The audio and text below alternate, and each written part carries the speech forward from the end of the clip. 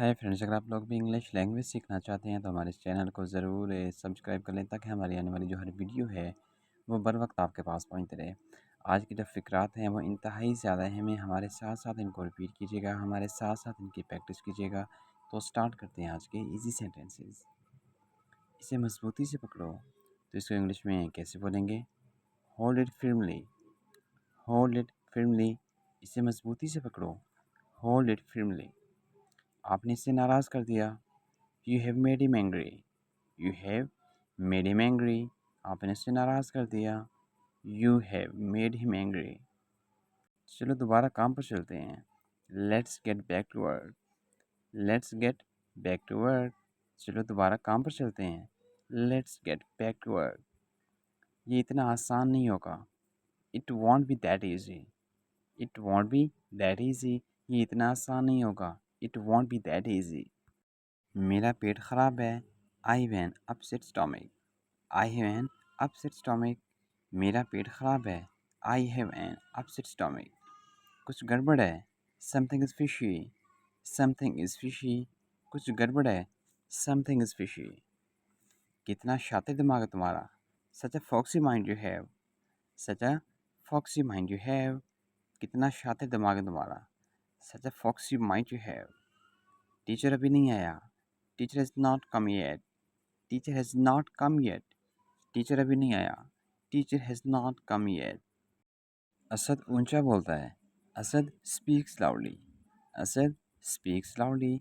Speak का मतलब है बोलना। स्पीक मीन बोलना। लाउडली ऊंचा। असद ऊंचा बोलता है। Asad speaks loudly. घास पर मत चलिए। Keep of the grass. Keep of the grass. घास पर न चलें। Keep of the grass. Grass कहते हैं घास को। वो कभी भी आ सकता है। ही मे कम एनी टाइम। ही मे कम एनी टाइम। वो कभी भी आ सकता है। अगर आप ये कहना चाह रहे हैं कि वो कभी भी आ सकती है तो आप बोलेंगे she may come any time. She may come any time. वो कभी भी आ सकता है। ही मे कम एनी टाइम। फूल मत तोड़ो। Don't pluck flower. Don't pluck flower. Pluck का मतलब है तोड़ना। प्लक मीन तोड़ना। फ्लावर फूल। फूल मत तोड़ो। Don't pluck flower. क्या मैं यहाँ बैठ सकता हूँ? May I sit here. May I sit here. Sit का मतलब बैठना। सिट मीन बैठना। हेयर यहाँ। क्या मैं यहाँ बैठ सकता हूँ? May I sit hair. गाड़ी अब दिखाई नहीं दे रही।